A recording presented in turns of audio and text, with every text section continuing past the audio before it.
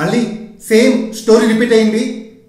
Last year నవంబర్లో one day world కప్లో India ఎలా అయితే ఆస్ట్రేలియా చేతిలో లాస్ అయిందో అలాగే సేమ్ సీన్ మళ్ళీ under world cup year same scene repeat అయింది. అండర్-19 వరల్డ్ కప్ 2024కి ఫైనల్లో ఇండియా వర్సెస్ ఆస్ట్రేలియా మధ్య జరిగింది. ఈరోజు కొద్ది సేపటి క్రితం ఇండియా 79 రన్స్తో ఓడిపోయింది. లాస్ట్ ఇయర్ లాగే టోర్నమెంట్లో ఒక మ్యాచ్ కూడా ఓడిపోకుండా ఇండియా గెలుచుకుంటూ వచ్చింది. కానీ ఫైనల్లో ఆస్ట్రేలియా చేతిలో 79 రన్స్తో ఓడిపోయింది. ఫైనల్ ఫీవర్ మరొకసారి ఇండియాకి పట్టుకుంది. దీనికి ఆన్సర్ బీసీసీఐ, ఇండియన్ మేనేజ్మెంటే చెప్పాలి. ప్రతి మ్యాచ్ గెలుస్తూ ఫైనల్లో ఎందుకు ఇండియా ఓడిపోతూ వస్తుందో వాళ్ళకే తెలియాలి.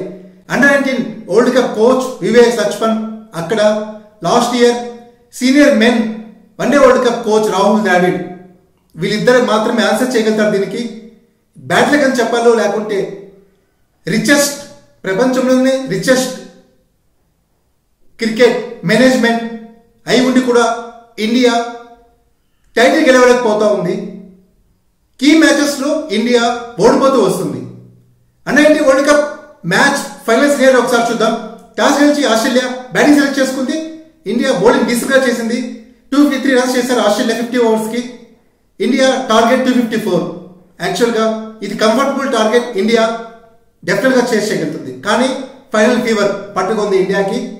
టాప్ ఆర్డర్ కంప్లీట్గా కొలాప్స్ అయింది. ఓపెనింగ్ ప్లేయర్ హర్షద్ ఒక్కడే 2 డిజిట్ స్కోర్ చేశాడు.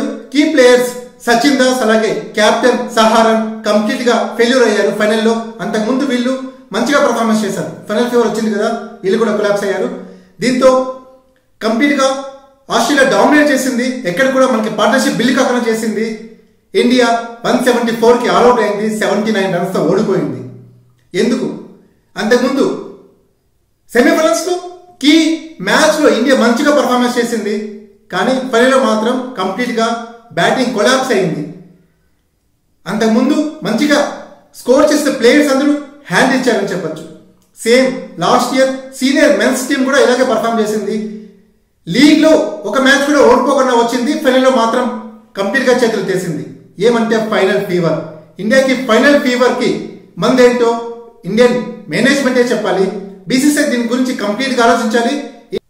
ఇండియా లాస్ట్ కొన్ని ఇయర్స్ నుంచి ఒక ఐసీసీ టైటిల్ కూడా గెలవడం లేదు. ఐపీఎల్ మాత్రం గెలుస్తూ ఆడుకుంటూ డబ్బులు సంపాదిస్తుంది బీసీసీఐ. దీనివల్ల ఎటువంటి ఉపయోగం లేదు. బీసీసీఐ సీరియస్ గా తీసుకోవాలి. ఇంక నుంచి అయినా ఐసీసీ టైటిల్స్ ఇండియా గెలవడానికి చూడాలి. నెక్స్ట్ మనకి దగ్గరుండే world cup, T20 world cup, ఇదైనా సరే ఇండియా గెలిచి ఈ లాస్ట్ టైటిల్స్ కి మనము కంబ్యాక్ అయ్యేలా చూసుకుందాము. వన్స్ అగైన్ అండర్-19 2024 ఛాంపియన్స్ ఆస్ట్రేలియాకి congrats.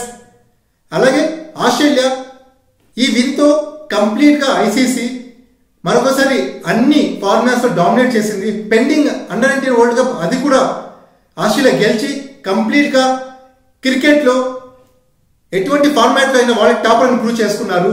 Women's T20 world cup, ICC test championship, ICC one day world cup, అలాగే ఇప్పుడు అండర్-19 వరల్డ్ కప్, ఇలా ప్రతి ఫార్మాట్ లో క్రికెట్ లో ఆస్ట్రేలియాని టాప్ లో ఉంది.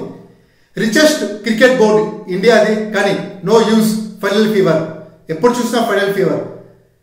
దీనికి ఆన్సర్ ఇండియానే మేనేజ్మెంట్ టీమే చెప్పాలి. ఇది అండర్-19 ఫైనల్ హైలైట్స్ అని చెప్పుకోవచ్చు. ఇండియా కంబ్యాక్ అవ్వాలని కోరుకుందాం. అన్ని ఫార్మాట్స్ లో ఒక్క ఐసీసీ టైటిల్ గెలవాలని కోరుకుందాం. అలాగే మరిన్ని క్రికెట్ బ్యాట్స్మెన్స్ కోసం ఛానల్ సబ్స్క్రైబ్ చేయండి. ఈ వీడియోని లైక్ చేయండి. Thank you.